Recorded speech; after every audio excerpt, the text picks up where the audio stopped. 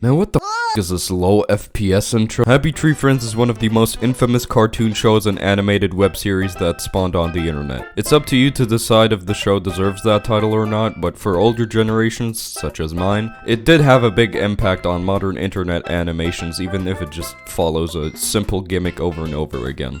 The show utilizes the feeling of your average children's cartoon very well, and has its own unique ways of shock value and inner details of each layer on top of the show. Happy Tree Friends is not only known for existing to shock little children, but well, let's just say it definitely tried to stay alive during its popular era with merchandising, music videos for random bands that no one has ever heard about, don't get me dirty, going as far as even doing tutorial animations for YouTube themselves. That's right, YouTube themselves in 2010 let Happy Tree Friends advertise their platform with this show. Let that sink in, Mr. Breast. While being in the spotlight for the early and late 2000s, the show gained a very mediocre and bad reputation down the line due to them squeezing the tits out of the franchise and trying to still merchandise it with some really stupid shit. On the 28th of July 2023, they announced that the show is getting a major comeback. I say major comeback very lightly because they've only stated one new episode. It's not a plural, so the only guess I have is they're gonna pull the Playboy Cardi route, release one thing and then fade into obscurity again. And from the looks of very small animation changes and new voice actors, the show is gonna suffer the same fate as it did with its Stay Alive season and will not contain the same amount of gore as it once did, considering how much the internet has changed since then. I mean, hey, I could be totally wrong. It's the 30th of August right now and they could kick me out of my socks with whatever they got cooking up. Hey, so this is post-editing Lars here to say that they actually just released only one episode, and it's the exact same f***ing sellout ad that they pulled in the announcement trailer.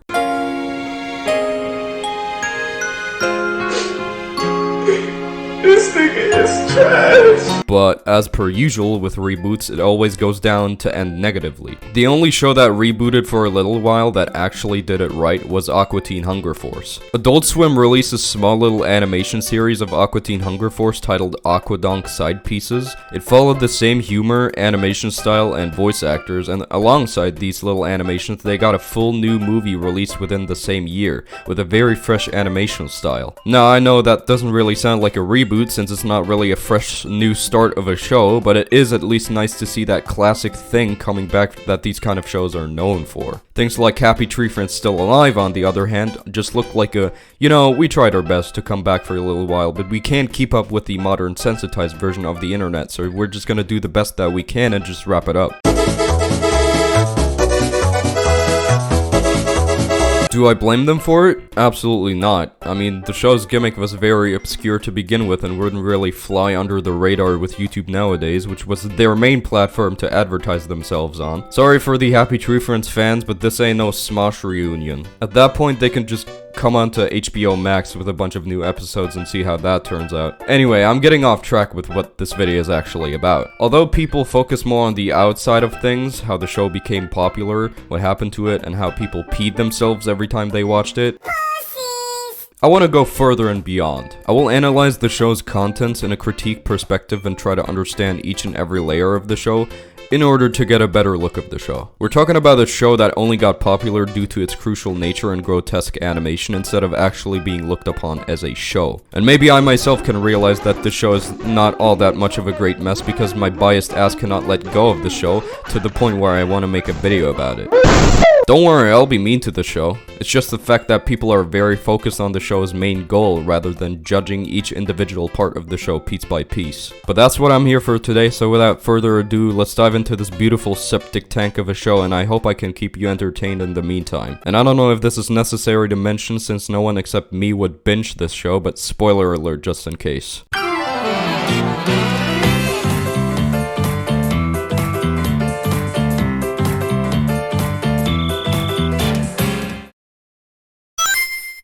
So right off the bat with the writing here, the show, being the children's cartoon show bait that it shows to be, has a very monotone writing style, as there's no actual words being said, and instead there's just a bunch of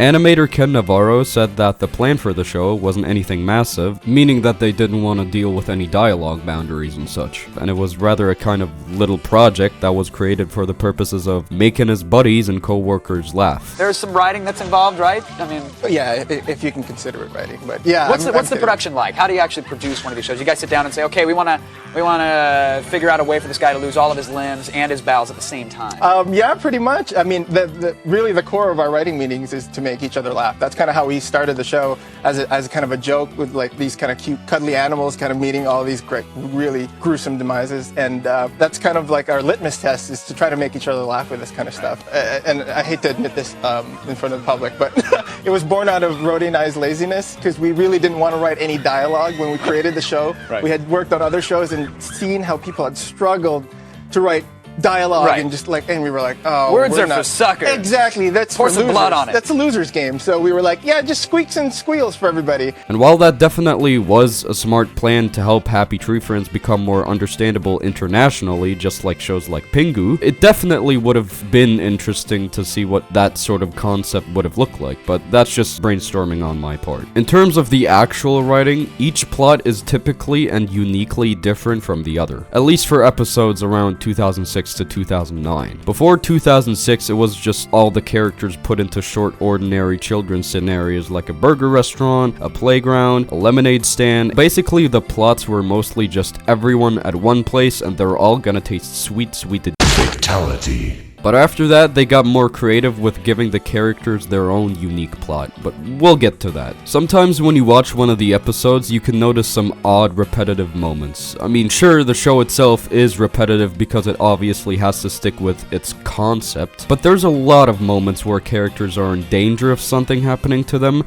then it doesn't happen to them, then they go, phew! And then a second later they get fucking Brian Griffin. There's also plots for certain characters or objects that come back in future episodes. For example, there's a statue in the show that reappears in a couple of episodes. The statue depicts that when you're near the statue, you're most likely gonna die within the next few seconds, or you're activating some kind of gruesome world tragedy, like dead monkeys falling from the sky. Now, while that's nothing special, since almost everyone dies anyway after every episode, it does leave a little bit of room for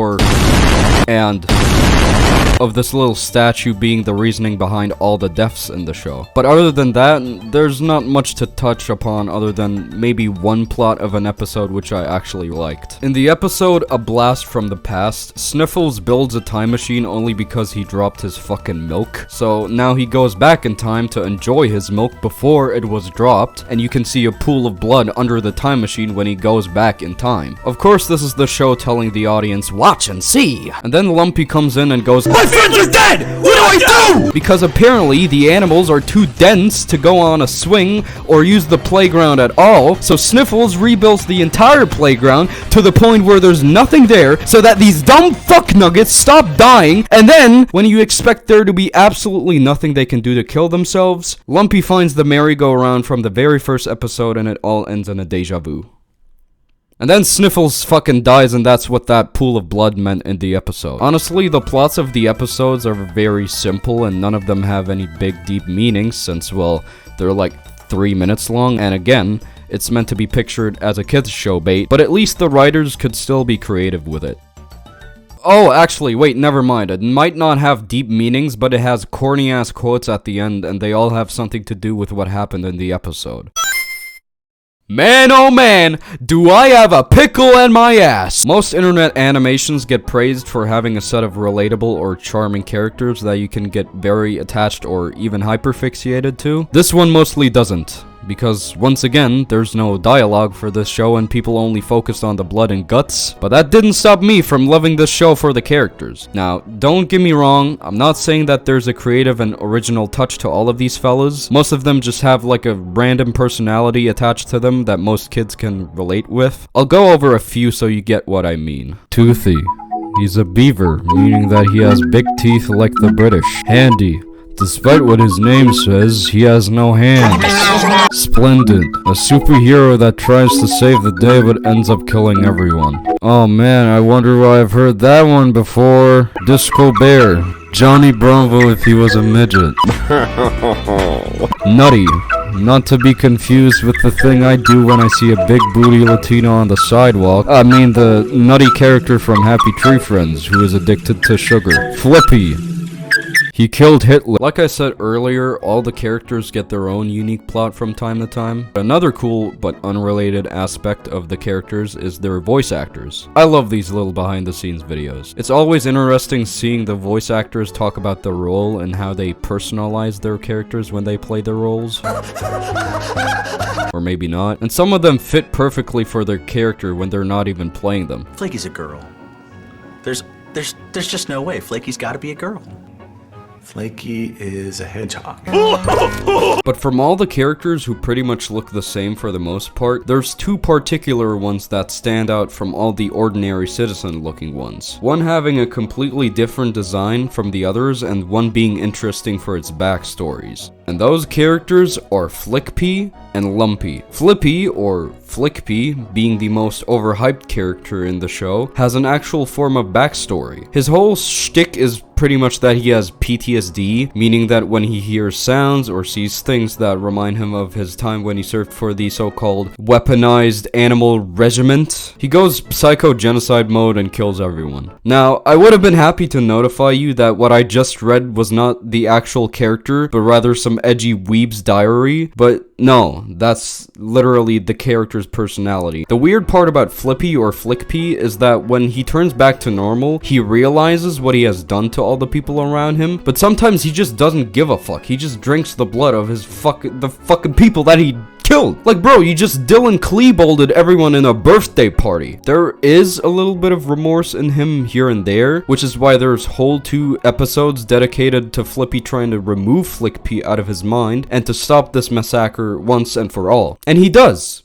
Only to get Brian Griffin at the end. These are the most popular Happy Tree Friends episodes, and they without a doubt deserve that spot. Most of the characters don't realize what they get themselves into because it's the South Park Kenny formula of dying in every episode and then not knowing what happened in the next one. With Flickpea, he knows everything that he's gonna go through, so he uses that advantage when he gets it. And this is where Lumpy comes in. He is the character that could escape from Flickpea the most because of his own personality. The voice actor for Lumpy, David Vinn, described Lumpy's personality beautifully. A lot of people are stupid, but they kind of know they're stupid, so they don't push it. They're a little cautious. But Lumpy has no idea how stupid he is, and so he's completely free and almost enlightened, like he's found the secret of life because nothing gets to him.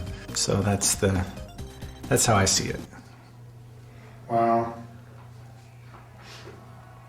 It's beautiful. Because of Lumpy living his life the best way he can while being completely stupid, he's free to do whatever he wants, which is why he accidentally kills people and then pretends like it never happened. It's just all how the world goes for Lumpy, and that's why he can escape from someone like Flickpea. There's an episode where Lumpy goes deaf because him and Cuddles were playing some sort of cheap telephone game. Due to his stupidity and his disability of not hearing anything, he turns up the volume on all of his devices up to max if he wants to watch like TV or listen to the radio. This pisses off Flippy, who is living next to him and got his My Hero Academia dream ruined. But no matter what Flickpea tries to do to kill Lumpy, Lumpy's stupidity and disability of hearing anything saves him from everything that Flickpea tries to throw at Lumpy. Ending the episode with somehow making Flickpea change back to Flippy through the dream he had, and then he crashes onto Cuddles' house. Anyway, the point is that while there's moments where Flippy's personality of Flickpea does get annoying and unoriginal after a while, the character development of these 2 characters is like the Roadrunner or Tom and Jerry. And that's one of the rare bits of different personalities we get to see in the show instead of just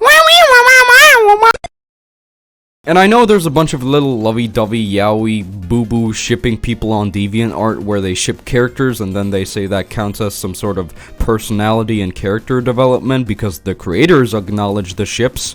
But that's not the case at all. It's like the same thing with headcanons where you get a wrong perspective of the character and then you're all sad about it. Sure, it might be a good benefit for the characters and their plots to have some sort of relationships, but for a show that doesn't have any dialogue, it's hard to say that there's any character development, when these ships are mostly just for one episode plot, like the thing they did with Handy and Petunia. At the end of the day, the point still stands. While there's a bunch of unique characters with different personalities, Flippy and Lumpy are the ones that stand out the most, because one has a backstory, and the other is so fucking stupid they could slice off their dick without even noticing.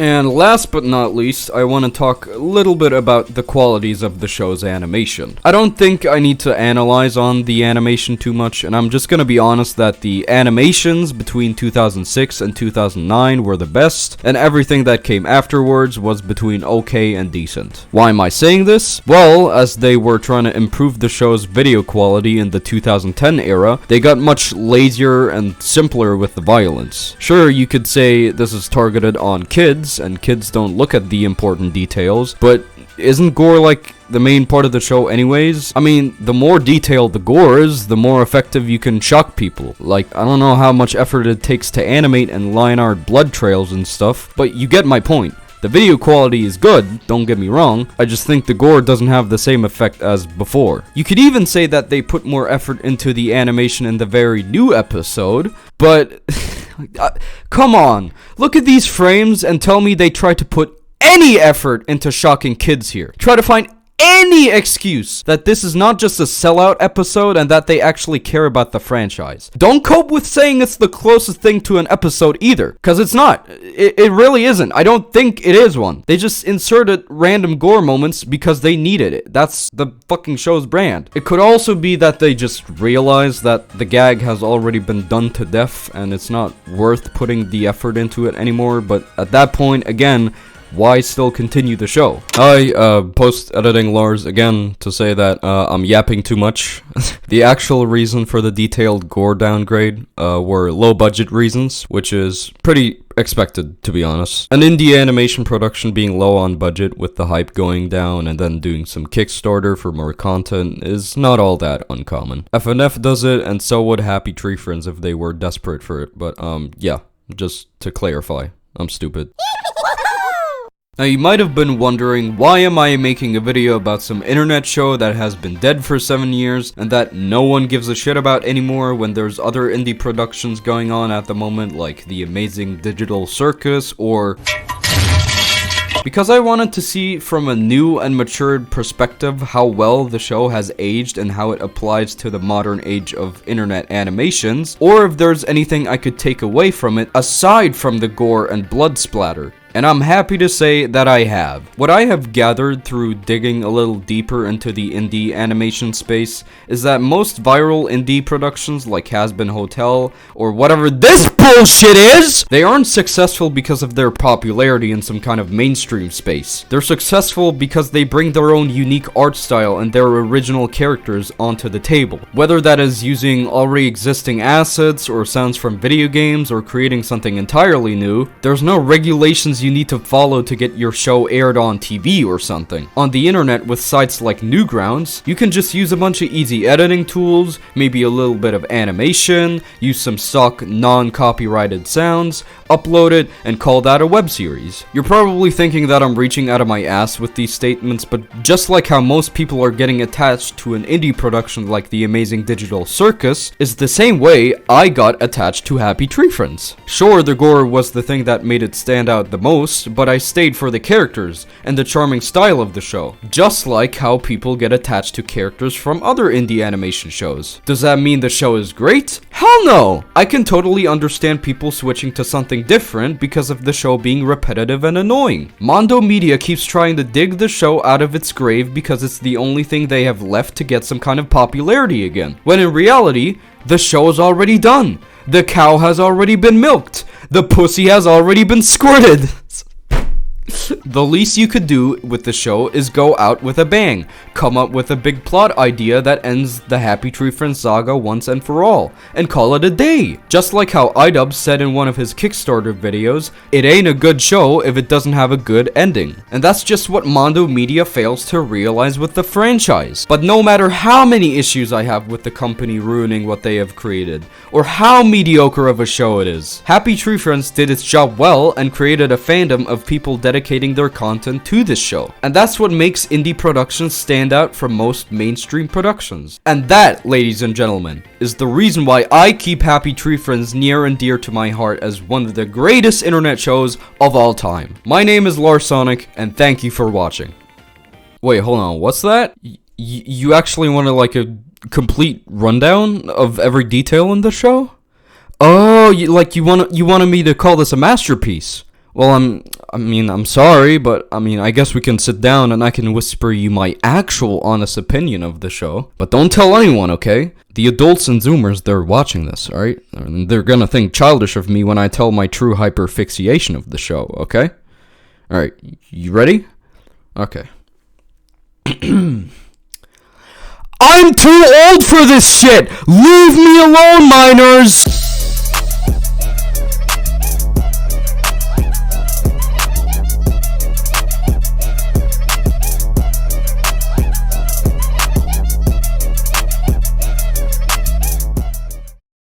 About that prick's face when he saw the gat. About that prick's face when he saw the gat.